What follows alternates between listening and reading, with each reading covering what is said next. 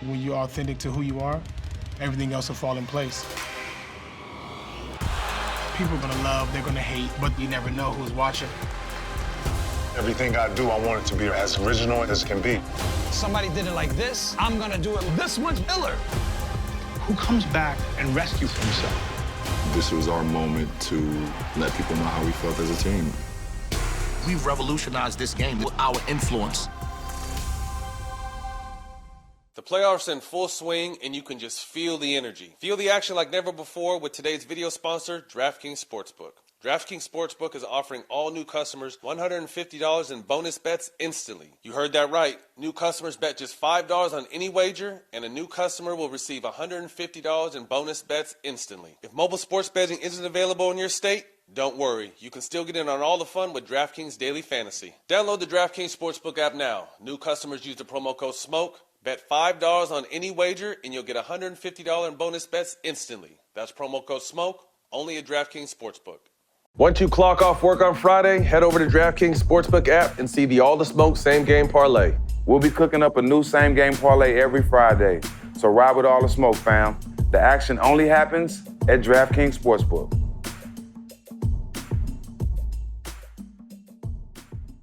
The Lakers win the championship, they definitely need to give Jordan Poole the ring because he's definitely contributed to this series for them winning. And Steven Jackson. Welcome into What's Burnin'. I got Matt. I got Stak. And coming straight from Puerto Rico, oh yes, it's DeMarcus Cousins. Boogie, how is it? Monster win for your Mets out in Puerto Rico playing the BSN. I want to know everything. What has it been like so far? The atmosphere at these games seemed crazy. It's been a vibe, honestly. On the basketball aspect, it's good competition. It's a great fan base. The people of Puerto Rico are in love with the game of basketball, so that's incredible. Just to play in front of an energetic crowd every night, passionate crowd.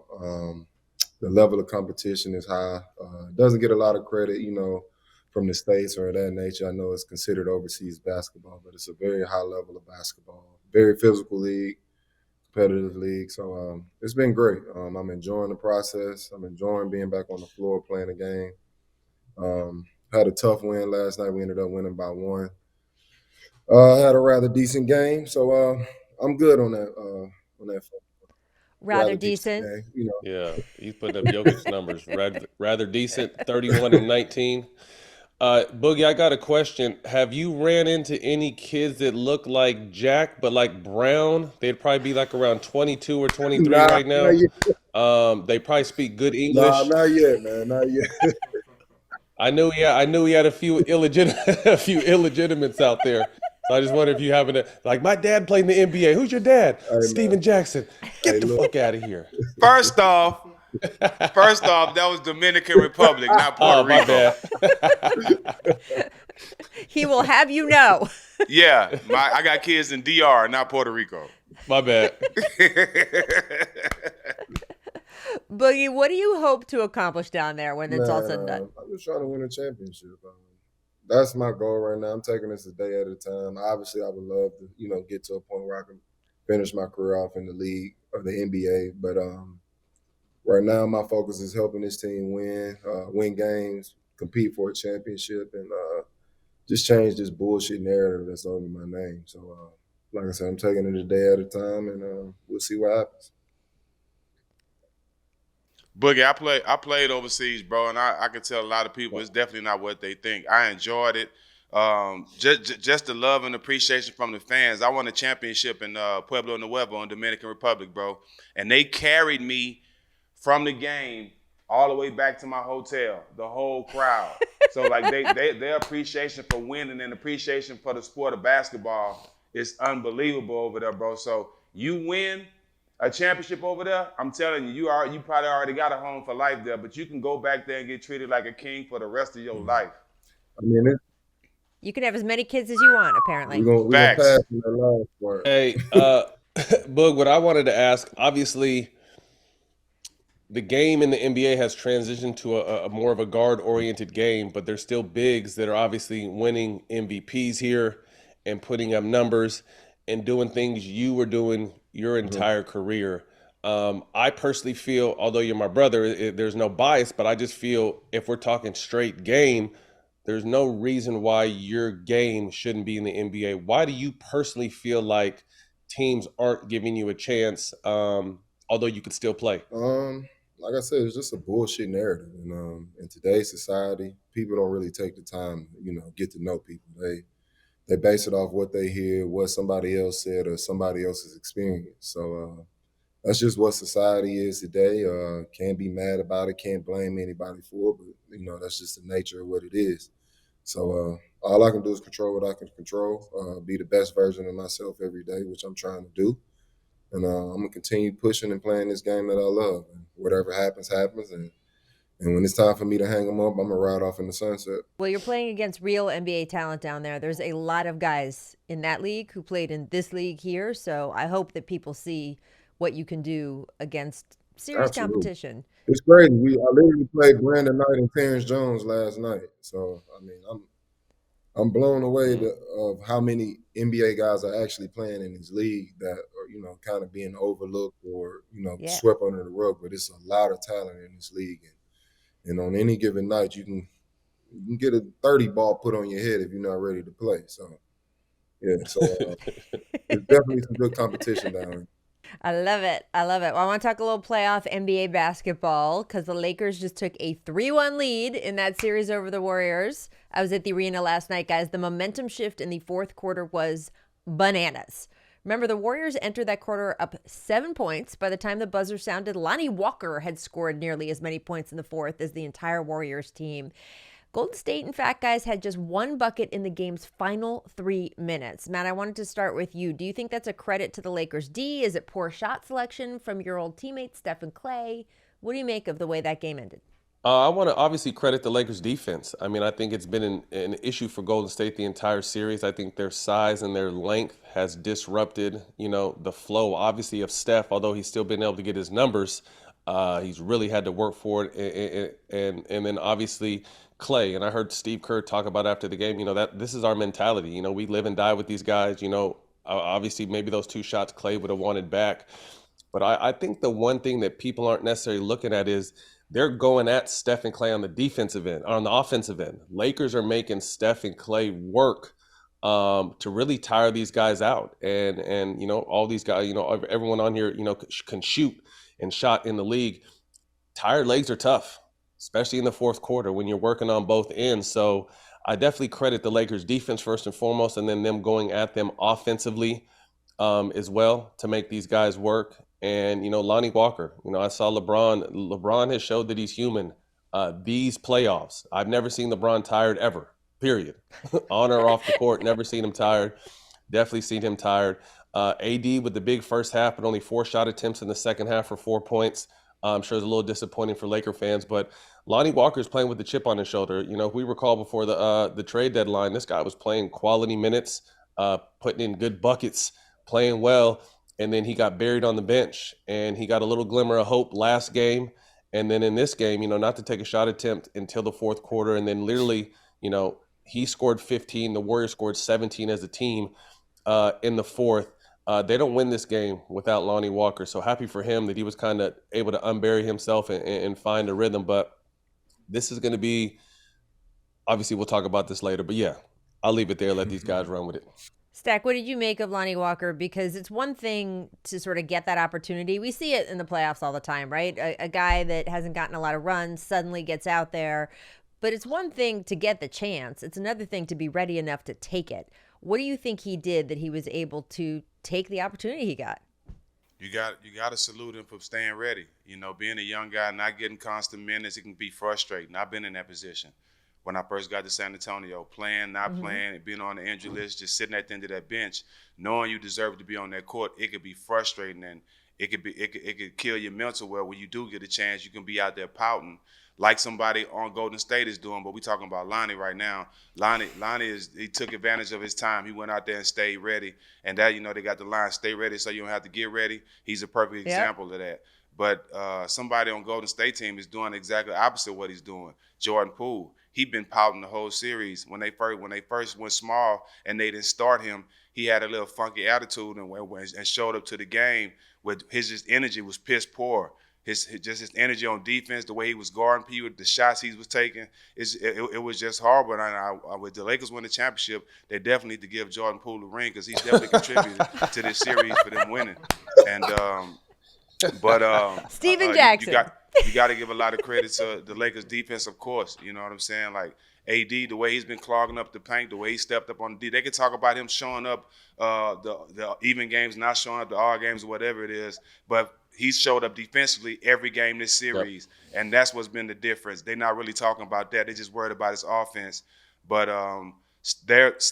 even though they live and die raged by those threes, they got to be smart on some of them. Some of them just too outrageous when they at the key moments of this game. You know, if you look at the finals last year and the Western Conference Finals last year, they was taking those same shots rates, but they wasn't as erratic. They wasn't falling out of bounds. They were probably from some of those was the same range, but they were good looks. They wasn't 7-footers flying at them and contesting those shots. So they got to look at their shot selection too, because a lot of those shots were just crazy. What did you make of that, Bug? And the Jordan Poole situation as well? Because look, he only played 10 minutes. I want to ask you guys about that. I mean, Jordan Poole is a good basketball player, but his confidence and body language has not been great lately, and obviously offensively he's just struggled, Boogie. What you got to understand about playing for a championship and playing championship basketball, every night isn't going to be a night, but you have to know that as a player and as a teammate. So with that being said, you have to find other ways to contribute to the game and affect the game. And credit to Anthony Davis, because he's been a prime example of that. He's had games where he's struggled offensively, but it doesn't determine how he impacts the game defensively. And this is who he is. This is who he's always been. We could take it all the way back to his championship game with the University of Kentucky. He struggled offensively in that game. His message to the team was, y'all handle the offense, and I'll make sure nobody scores on this end. And they ended up winning the championship. So with that being said, it's levels to this thing, and you have to understand at some point it may not be my night, but what can I bring to the team? And I think that's the struggle that Jordan Poole is having. And on top of that, it's the bad body language, it's the pouting, it's the shitty attitude, and also not want to be critiqued by your veterans, the guys that have done this over and over and over again. It's been a clip where he kind of snatched away from Draymond. We know what the narrative is. Draymond is this bully, yada yada yada, but that was a prime example of what, really is going on between those two. It's a big brother, little brother relationship, and sometimes the little brother gets out of line. You got to fall back in line and listen to your big brother.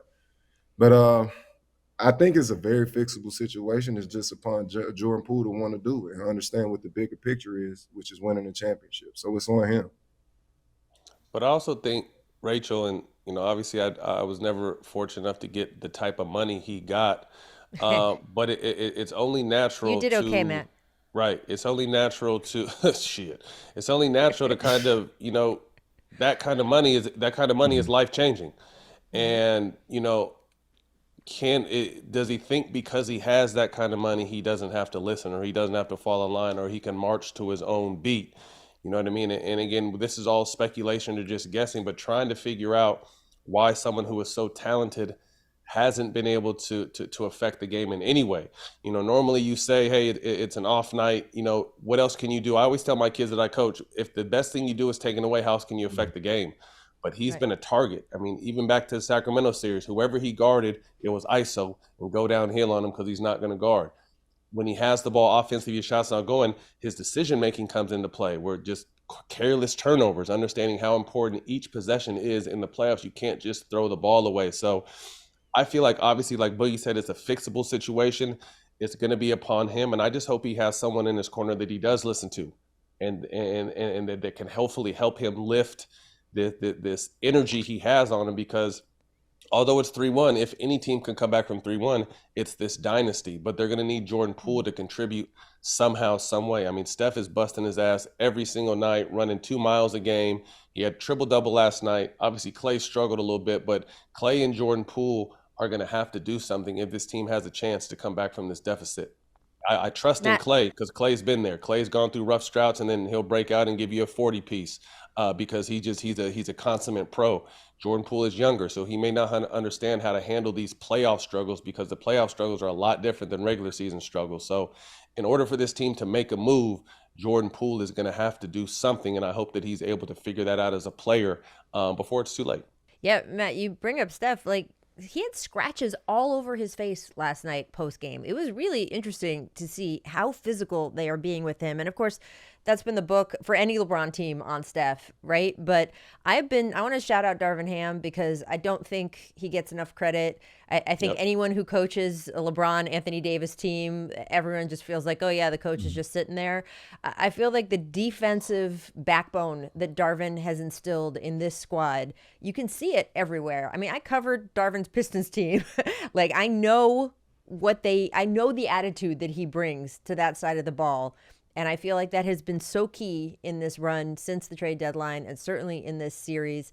Stak, you see it, right? I mean, it's not just what the Warriors are or aren't doing. The Lakers are forcing them into this a lot of the time. Yeah, and Darvin Ham is being super smart. I mean, hey, Steve Kerr, if you want to play two non-shooters, cool. We're going to let LeBron and AD just sit in the paint on y'all and force Clay and Steph to first force Clay to be a playmaker. That's why Clay getting all these turnovers because they forcing Clay to be a playmaker. They forcing him down on them pick and roll, on them screens, so he ain't coming off for a clear shot. So now you got to put the ball down and try to make a play. Clay ain't used to doing that, so that's why he's getting all those turnovers, right? So they just sending them to Clay and Braun, and they not being able to finish over them. And you have Gary Payton, you have Draymond, you have Looney, all these guys on the court together that really don't want to shoot the ball. So it's easy to play 3-on-5 on defense, right? So Darvin Ham is really exploiting that, and I think Steve Kerr needs to look at having at least 4 shooters on the court and not 2 or 3 because it's easy for them to guard that. I will say, obviously, with this being 3-1 and it's fully in the Lakers' control, they need to end this series sooner than later because they are exhausted out there. LeBron is exhausted out there. I think his tongue is probably sticking to the roof of his mouth at times, like cotton mouth. The one thing I will say, and you touched on it, Boog, I was so impressed with the way that AD was able to stay in front of Steph those last few possessions because normally Steph is so herky-jerky, but AD is just so long. Although Steph may get him off balance at a second, he's still long enough to contest and make it a tough shot. So AD's ability to stay in front of Steph, which not too many people in the world can do at AD size and still make it tough for Steph to shoot because Steph is used to getting his motion is right here, but he's having to shoot the thing way higher than normal because he knows if he doesn't get it up, AD's going to block that shit. So I definitely want to give AD credit where he deserves because he has been, and Jack, you said it, one thing he's shown up every single night in this series is he's shown up on the defensive end and the ability in the fourth quarter to switch out on one of the most elusive guys and the greatest shooter we've ever seen and make him take tough shots. You got to credit that. Yeah, Boogie, you've seen AD grow so much in that area. I mean, you played with him, you know him so well. I mean, like I said, I've seen this time and time again, and like I said earlier, it dates back all the way to his UK days. The guy understands the game. He understands how to play it. He understands how to win. He's super unselfish with just him being the superstar he is, making 30, 40 million a year and still being able to say, hey, you guys handle the offense. I'll lock down everything on the defensive end. That's a championship player. That's championship basketball. So kudos to him, and hopefully we can continue to see this great play from him. Well, it's going to be interesting, right? Because Matt, you say their interest is to wrap up this series. You got on the other side, you got the Heat and Jimmy Butler just flat out taking advantage of the Knicks in every possible way. They're up 3-1 as well. Just another win from the Eastern Conference Finals, which, by the way, the last time an 8th seed got to the conference finals was the 1999 Knicks. And we know they got all the way to the finals. So who do you think you have more confidence in right now in terms of 3-1 leads, Boogie, the Heat or the Lakers? The Heat. I mean, they're outright dominating the Knicks. Their toughness is. I mean, we know the Heat's foundation is defense, is toughness, and this is the perfect stage for it during the playoffs. So they're just flat out toughening and outplaying the Knicks. When it comes to the Lakers and Warriors, you got to give credit to your Warriors. They've been here before. They've done it before. They're literally the most dangerous team in the NBA. They can get hot at any time, and the whole series can change. So I definitely think the Heat are in a more comfortable position. Yeah, I agree. Jimmy Butler's just been the best player by far in this series. He's just been dominating on both ends of the court. I like Brunson, but I just think the Knicks still are 2 players away. You know, Barrett is cool. Randle game is getting exploited now. He's able to do certain things in the regular season, but when they take things away, he don't really have too many counters to his game. His game is real stiff. But he dominated regular season, but the level goes up each round, and I don't think his game has grown enough to carry the Knicks out of this round yet. I think he still has some growing to do it offensively. But Jimmy Butler's just dictating everything on the court offensively for his team. He got his team confident. They are definitely the more aggressive team, but Brunson definitely needs more help out there. He's playing hard, but the other guys on the team, especially with Quickly being out, the other guys on the team don't have enough to help them, especially get a win on the road. Going home this next game, I think Jimmy and Miami Heat smell blood. I think they're going to the Garden for a big game to go ahead and get some rest so they can be ready for the Eastern Conference Finals. It's crazy what Miami's doing, because if we look at the other low seeds on the West, say, who have been upsetting higher seeds, the Warriors, they got Andrew Wiggins back, right? So you can see why things have changed for them. The Lakers made that huge series of midseason trades, and you can see why things have gotten better for them. The Miami Heat have lost players. They've lost guys to injury, right? Tyler Hero got knocked out in that Bucks series, and yet here they are, poised to do something no team has done in 25 years. Obviously, Jimmy Butler has been possibly the best player in this entire postseason so far. Eric Spoelstra, you got to give him so much credit for the way he is coaching. I just think it's remarkable. If you look at this team, they barely made it out of the play-in. They lost their first play-in game. They could have not been in these playoffs at all. And Matt, look what they've done. But it also forced them to play one of their key players who have championship experience, Kyle Lowry. Mm-hmm. It's forced to play him more and rely on him. And he's been a big difference, Rach. He's been a big difference for them, being able to play more minutes now, being able to rely on him to run the show and make big shots. I think that's really helped them more than hurt them. And I think too, Jack, to your point, he's been able to be that calming presence with that second unit. He's been able to run that second unit. They've been getting a lot of production with their bench, with the Martin kid, and there's been a Duncan Robinson sighting. But I think you hit it, Rachel. I don't think Spoelstra gets enough credit. Obviously, Jimmy is one of the greatest competitors the game has ever seen. Right now, it's mental for Jimmy, because he's fighting through these injuries, but we could never tell that he had a terrible ankle sprain. Like, it's all mental for Jimmy. He's on his Mamba shit right now. I tweeted yesterday during the game, why with a team who's scoring, such as the Knicks, I have a hard time, and I didn't know the kid's name, and I wasn't trying to I think his name is McBride. I wasn't familiar with this game, but it's hard for me to believe that Derrick Rose can't give you nothing. It's hard for me to believe a team that's scoring that Evan Fournier can't give you nothing. You know what I mean? Like, there's guys sitting on the bench that have proven that they can put the ball in the basket, and I don't want to hear neither of these guys play defense, because no one's fucking playing defense out there for New York. So I don't want to care. I don't care about the defense. They need some scoring. But, to answer your question, I definitely trust Miami with this. We all know that, like Shaq says, you need the others, but your superstars have to carry you in the playoffs. And the Knicks don't have any superstars yet. I think Jalen Brunson is a star in learning what becoming a superstar means night in, night out, to be able to carry your team. Julius Randle with the bad high ankle sprain going into the playoffs, I don't feel like he's really found any rhythm. And then, like Jack said, when they're able to take stuff away from him, he doesn't really have the ability to counter. So, I think Miami will close this out. If it's not next game, it'll be for sure back in Miami and be able to advance to the Eastern Finals. And then again, like I said earlier, the Lakers need to finish the Warriors off sooner than later, because if the game goes 7, I'm going to trust the Warriors, their pace and their ability to get hot at any second to win this series. And in their own building, too. We got to remember where this series will end up if it ends up in a Game 7. Let's switch over in the other part of the West. Nuggets, Suns, knotted up at 2-2. First of all, I want to give our guy Jamal Crawford credit. When Phoenix was down 0-2, he insisted the Suns were going to come back, so shout out Jamal for that.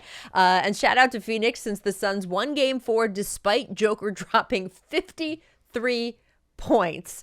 KD and Book, I mean, incredible in game 4. Very efficient, 72 points combined, which is a crazy sentence to say.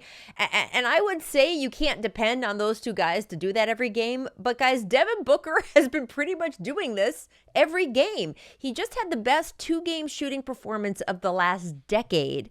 So what do you think, Boogie? Can the Suns rely on KD and D-Book to get them through here? I believe so. Well, we all know what Kevin Durant is. So, I mean, his talent speaks for itself. Devin Booker is still a guy trying to, kind of prove and make his name in this league. He's basically a superstar, but he's still trying to get to that next level with the KDs, the LeBrons, and those types. So this is a great stage for him as well. With the absence of CP, this is a step for him to be able to step up into a leadership role and push his team to new heights. But they're performing at an all-time high. They're playing championship basketball. There's no doubt in my mind they can push this team to the next round. So I can see them getting past Denver.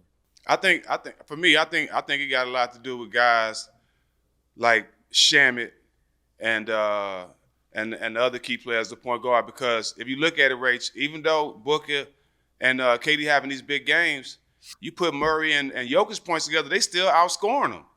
Yeah, they still scoring more points if you combine them. So it's a supporting cast to me. The big shot Shamet came and made. The other guys is coming in defensively, making it harder on Murray and Jokic. Just at least they trying. I think Gordon has to give Denver more. If he don't give them more, he's doing an okay job on defense. But you can't stop KD. You got to give them something on offense. You can't rely too much on Bruce Brown. He's going to be your energy guy. He's going to get you some tip-in, some rebounds, some big plays because he played with a lot of energy. Gordon has to give them more on the offensive end because if not, they're definitely going home. I would also say to piggyback on, I think Michael Porter Jr. needs to give them more on the offensive end as well. To Phoenix's credit, and I guess Monty Williams' ability to wake up, he had to go to that bench. I mean, he has scoring on that bench. He has Terrence Ross. He has T.J. Warren.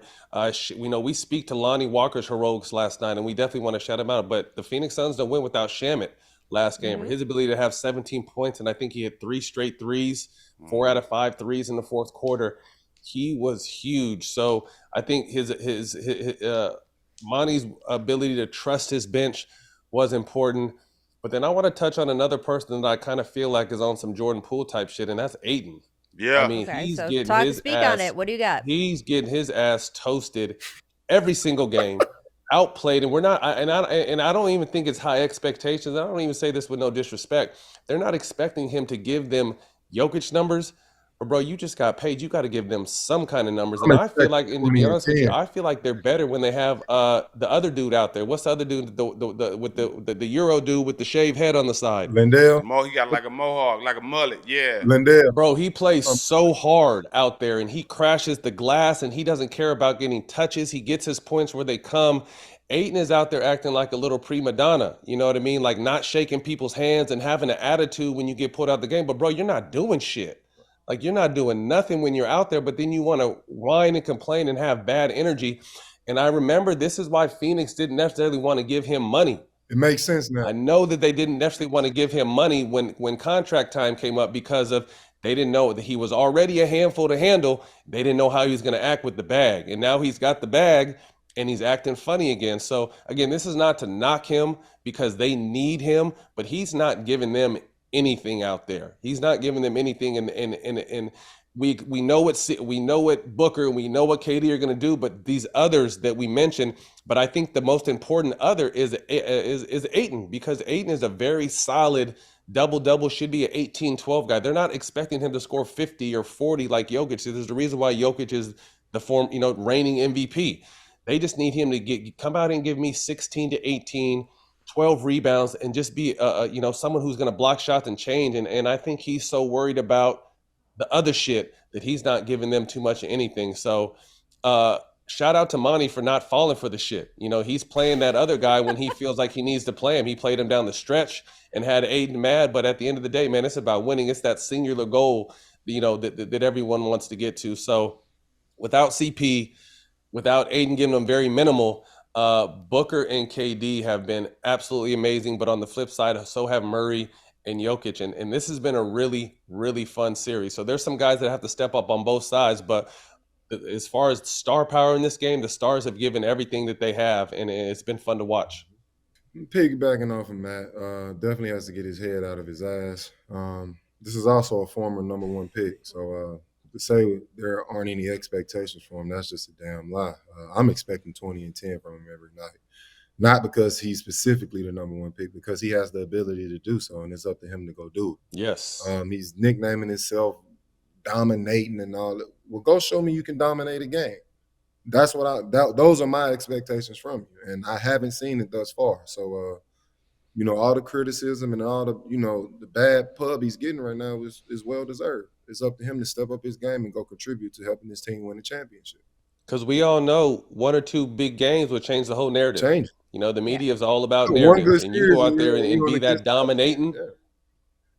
And when you go out there and be that dominating that you named yourself, and the whole narrative changes, and you put your team in a position to advance to the next round. Yeah, I believe DeAndre Ayton can be a presence in this league. I just Absolutely. do. I just need him to do it. It's a mindset thing. Sixers Celtics guys locked at 2-2, also headed into game 5. The Sixers, they got a very good look at their investment in James Harden, right? 2 clutch signature James Harden games. Here's a great stat. James Harden was 1 for 10 on 3-point attempts in the last 30 seconds of playoff games going into this series, and he's nailed 2 of them to win games and during this series. So he has changed some of his narrative around. But what do you guys think, Stak? Is this the point where if he plays well, the Sixers win? Or is this actually on Embiid at this point in game 5 to come out and just lay down a monster MVP game? Well, just let me say this too, Rach.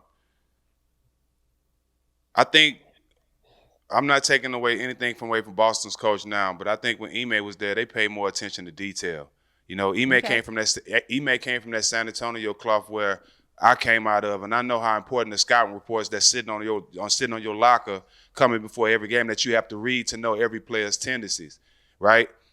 If you let James Harden go left all the way to the rim, you're going to get cooked. If you send him right without staying close and allow him to step back, you're going to get cooked.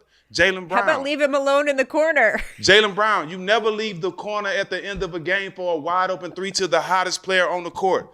Excuse me, bug. You never do that. You never do that. So all those little things like that, Rach, is way more important than Embiid or Harden having a big game.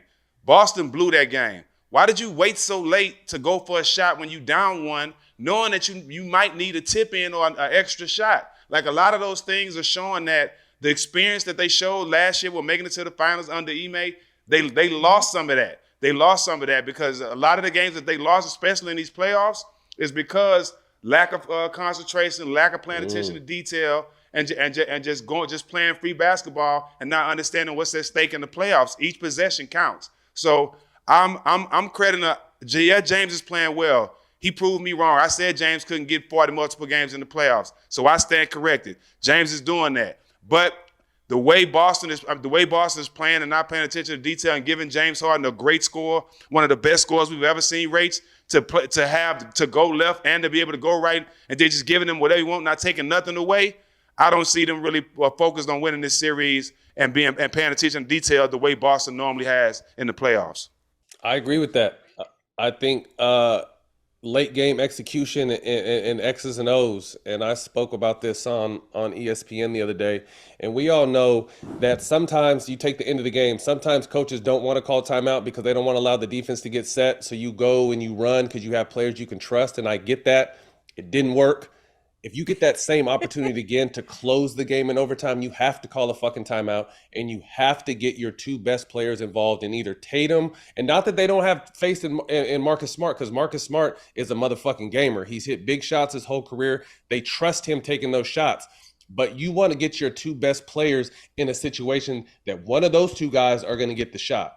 So, again, I kind of gave him a pass for not calling a timeout at the end of regulation because there are a lot of coaches in this game, Steve Kerr being one of them that I played for, that just go. I got guys out there I can trust. Brown, Smart, Tatum have been here. I trust them. I don't want 76ers to set up on defense.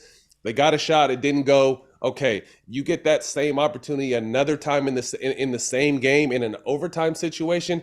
you have to call a timeout. So, Jack, I think that's a great point of just Mazzulla learning on the fly. He's done a great job this year taking over in kind of hostile situations, but there's still some learning to do on his side, and I think he understands that, and he'll grow from this. One thing I also wanted to add was Embiid is not healthy, and I think the only reason why he is playing is because he was named MVP. He's dragging his leg. Huh?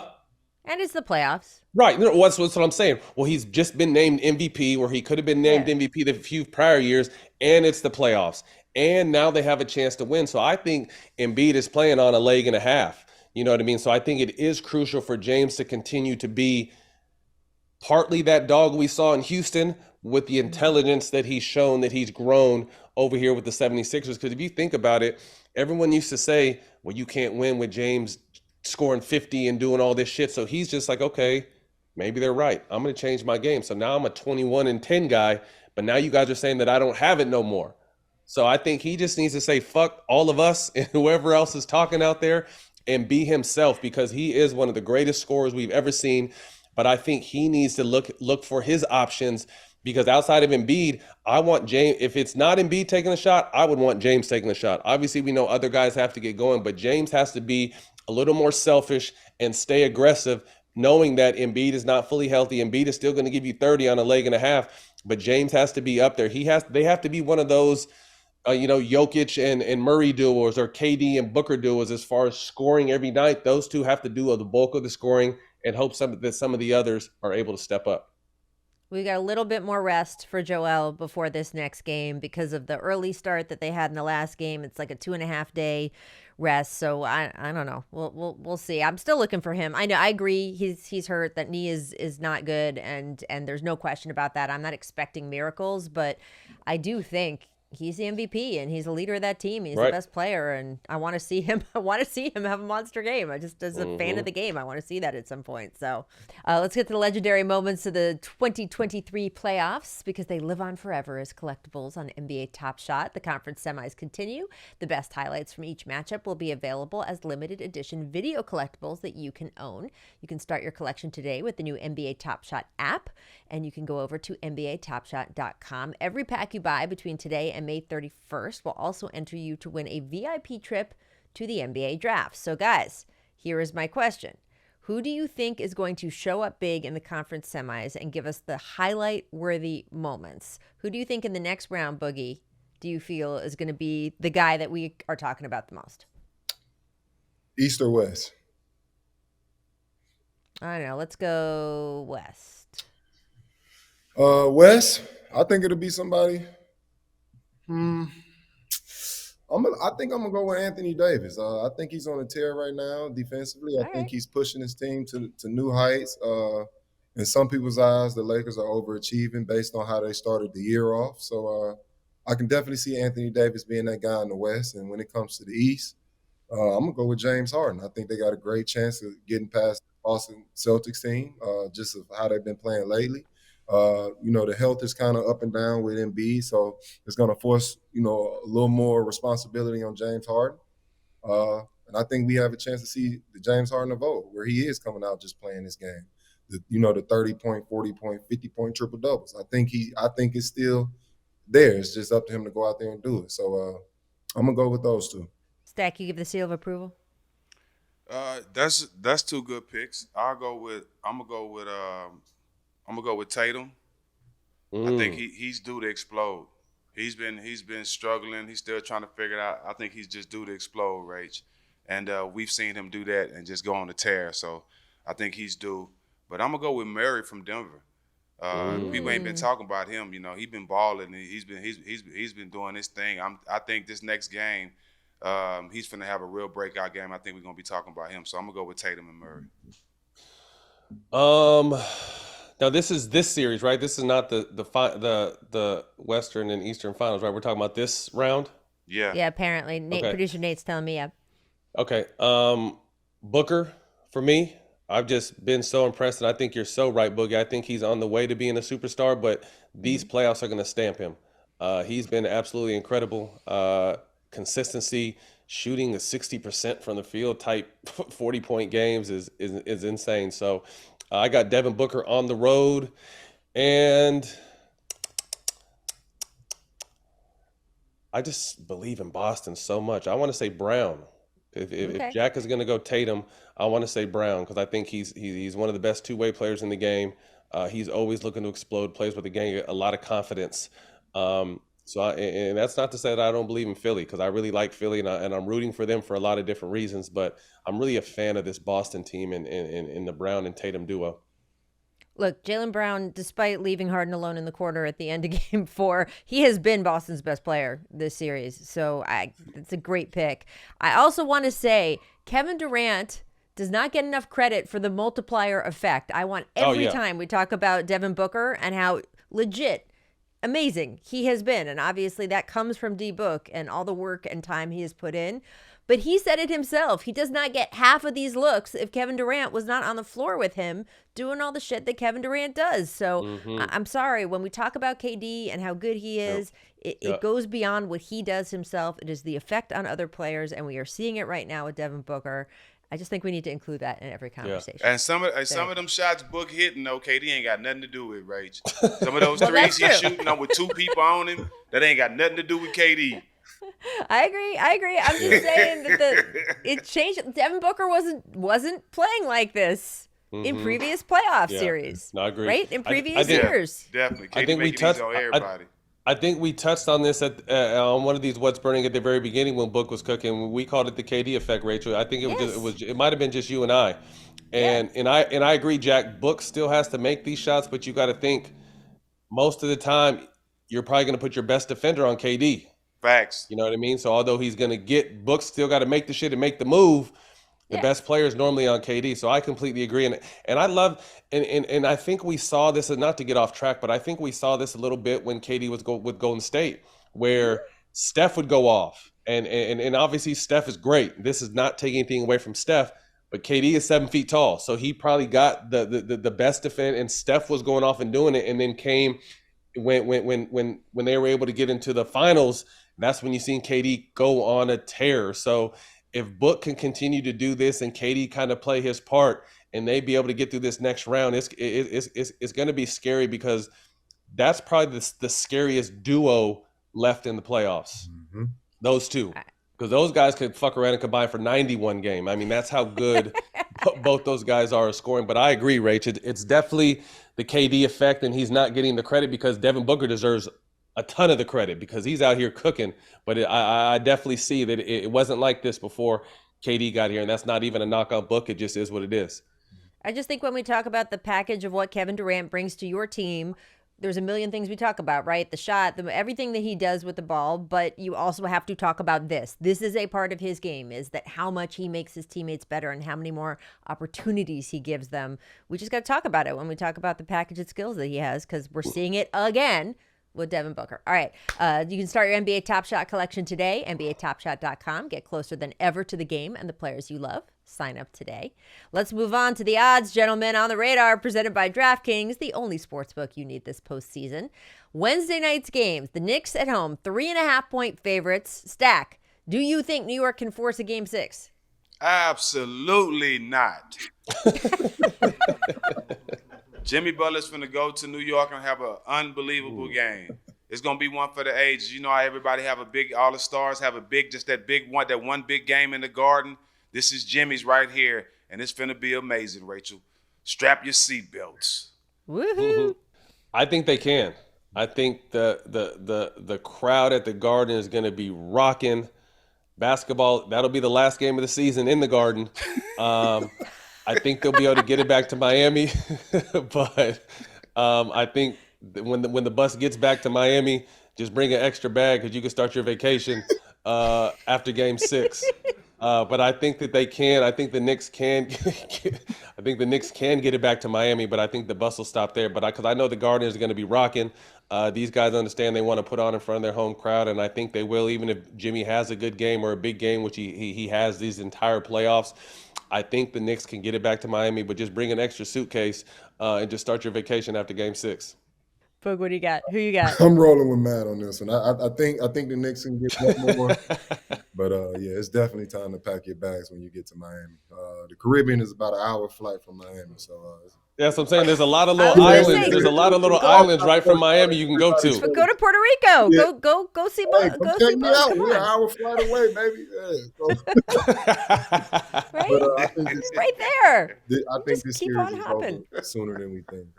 Like we said earlier, Miami is just flat out dominated the Knicks, so I don't expect anything different. All right, let's get to the other game of Wednesday. Lakers Warriors. Golden State is 6-point favorites. I actually couldn't believe 6-point favorites. I know they're at home. Matt, are you surprised, first of all, at the odds? And also, do you believe that that's accurate? I don't get, I've been looking at these odds of late because I've been doing more in-game commentating, and it's so crazy. These odd makers are so fucking good. Like, how do they know? They nail it. Like, how do they know No. these scores? It's crazy to me. But yeah, I do have the Warriors going back to the crib and just taking it one game at a time. Although this is supposed to be the game that AD explodes offensively, so they need to watch out. But I feel like going back home, some of their players that had off nights will get back on. We would love to see Jordan Poole find his rhythm. And I think the Golden State takes this one game at a time. Their goal is to win at home, get it back to LA, and then get it back to the Bay if they possibly can. And like I've been saying, the Lakers, if they're going to win this series, they need to end it next game or in 6 games, because if it goes 7 games, I just feel like, the Warriors' pace and experience is going to override the Lakers' length and ability. Well, that's interesting, too, because the pressure changes a little bit, right? The Warriors, if they win the next game, especially if they have a big game, right?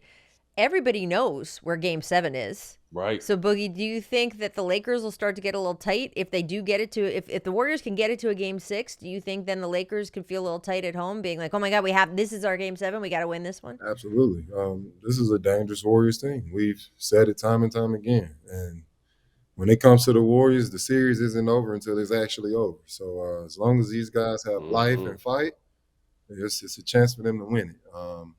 I'm pretty sure everybody in the Warriors locker room is confident that they can come back and make a run and win this series. And I'm pretty sure everybody in that Lakers locker room is on their toes, and a sense of urgency is flowing through that locker room. Like, we need to get this game sealed and done. So it's definitely a danger there. And, the Warriors are the Warriors. They have a chance at coming back and winning. So it is what it is. And also remember, this core has come back from 3-1 against Oklahoma City, but also lost a 3-1 to LeBron in Cleveland. So I think there's a little bit of understanding, like, hey, we've been here before, we can do it again, but let's get this motherfucker Bron back. We should have another championship. You know what I mean? So I think there's a lot of confidence, not arrogance, but a lot of confidence for their core 3 guys to get the rest of their team ready. All right, we got to get to the All-NBA teams because they're being announced on Wednesday as well. Stak, I want you to go first. Who were your choices for first team All-NBA? You're supposed to put in 2 guards, 2 forwards, and a center, although remember, a lot of guys are listed at multiple positions. And I will say, I will reveal my ballot because I was a voter this year. I do feel like the game is positionless right now. We certainly see guys. The reason they're listed at multiple positions is because they play multiple positions. So to me, 3 of the best players in the game this year were Giannis, Jokic, and Embiid, and they all made my first team All-NBA because they were available to put in those spots, and I thought they were 3 of the 5 best players in the game. So I'll start with you, though, Stak. Who would you put in your list? So I would go Giannis, Embiid, Jokic, De'Aaron Fox. Ooh, first team? I like it. Yep. We talking about regular season, right? Yeah, regular season. And this is the one where this is the one where I pay the most attention to.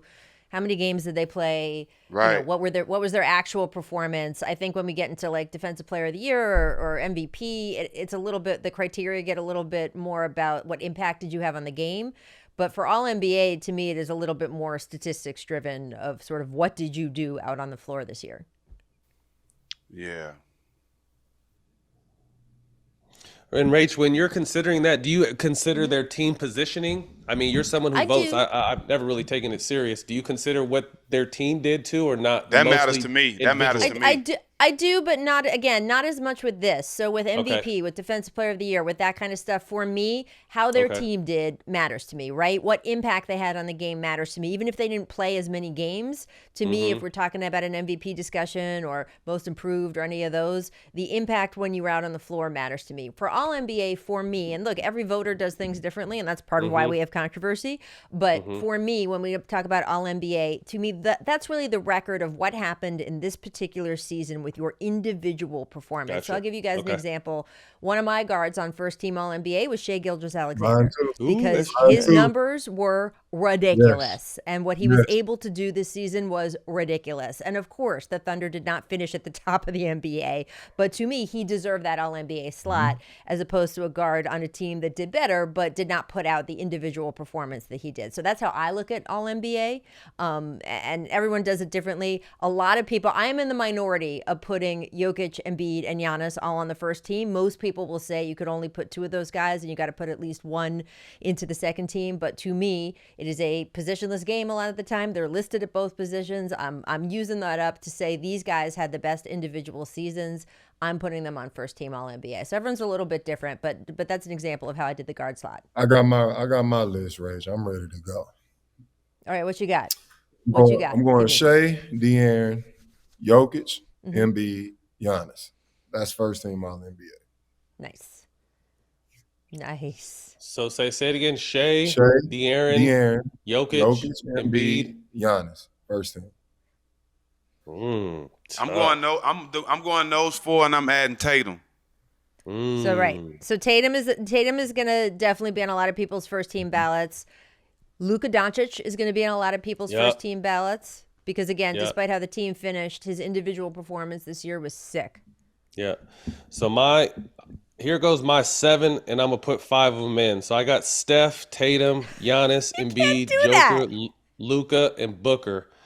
So I'm gonna put out of those 5, I got to put 2 on the second team. Yes. And I think, unfortunately, I'm going to have to move Booker and Joker to the second team. All right. And I don't know if Steph is going to make first team.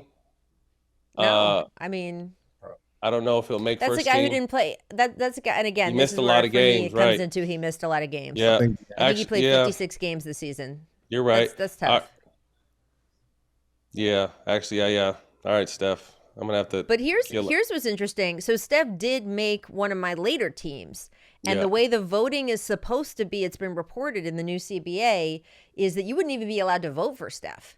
Because the reporting is that you've had a minimum of 65 games, and a ton of guys who are going to make these 3 All-NBA teams wouldn't even be allowed to be voted for. So I think it's going to be very interesting when we do get the final results later this week to see how many of the guys on the 3 All-NBA teams wouldn't even be in contention and off the board, which I think, to me, those minimums are a mistake. I don't think this was a good decision by the NBA. I know that they're trying to get guys to rest less, but I'm not sure that that's actually going to matter. I think when it comes down to it, whether you make All NBA at the end of the year or not is not going to affect whether you play a game in January. And I don't know. I think that it's just going to take away from the stars getting to be stars. All right, I got my 5. I changed All right, it. let me go. Shea, Tatum, Giannis, Embiid, Luka. Okay. And then who you putting? You putting Jokic on the second team? Yes, yeah. Him and Booker. I love that Fox got some first team mentions. Definitely know, happy look at with that that. because he was a killer. But yeah, I think he'll probably be a second or third team this year. I have a question for the group. If we're talking just straight regular season, is Brunson an All NBA performer? Let's see. I'm looking at my list here. I do not have him. I had on the second team. I put Tatum on the second team, which I know producer Nate is having a heart attack over here. But I put Tatum and Jimmy Butler, Domantas Sabonis, Donovan Mitchell, and Damian Lillard on my second I was team. going to say, did he even have a better year than Donovan Mitchell? So, Jalen, you mean? yeah, Jalen. I don't see Jalen making one. I don't. It was just a question. Yeah, I can't see him. I can't see him being put above, some of the other. Dame, I forgot Dame had a few 50 balls this year. Yeah, Dame averaged a career high, didn't he? Dame averaged like 32 That's what I points. mean. Dame's on my second team. He can even was, possibly be first team. Yeah. right? If we're talking just regular season. Can't forget Luka. Can't But forget then you Luka. can't forget Shea. I think, Rachel, you made a great point. Shea killed this Shea year. had Shea an was incredible tough. year. Yeah.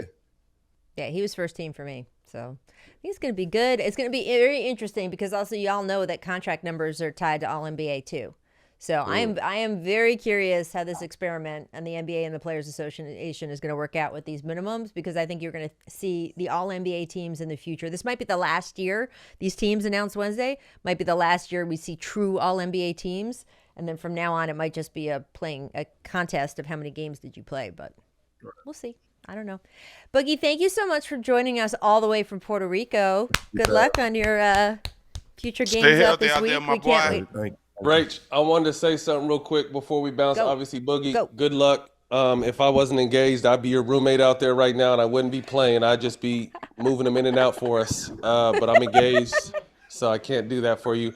But I really just wanted to say something to the younger players, Poole, Aiden, even Dylan Brooks, and because I never wanted to be an older dude that sat back and bash younger guys, and I think none of us wanted. Like, that's not what we're about. I just feel like all of us came in the game, and unfortunately, Boogie, you never had an OG vet, but some of these younger guys just, I think we're saying what a vet would pull you to the side to say quietly, like to your face, like eye to eye, so you understood exactly what we were saying. You know, and we all came in the game with some real OGs, you know, that put their arm around us.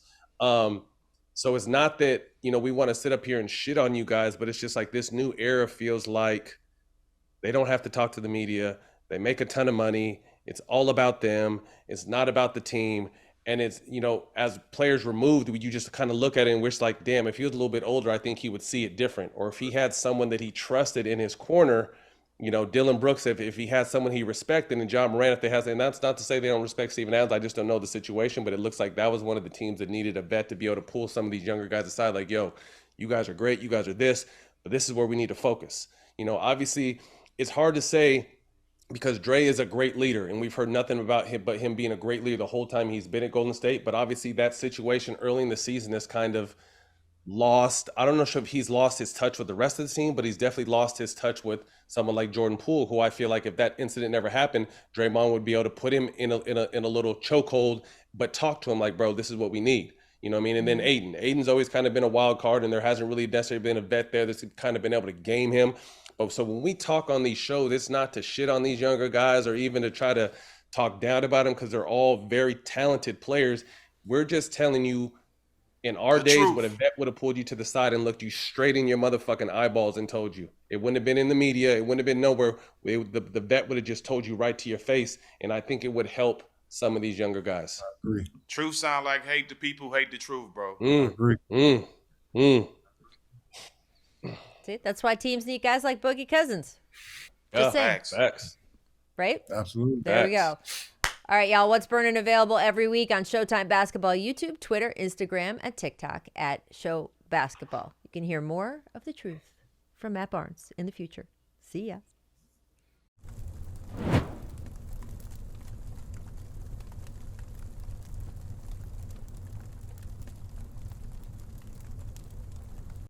When you're authentic to who you are, everything else will fall in place. People are gonna love, they're gonna hate, but you never know who's watching. Everything I do, I want it to be as original as can be. Somebody did it like this, I'm gonna do it this much iller. Who comes back and rescues himself? This was our moment to let people know how we felt as a team. We've revolutionized this game with our influence.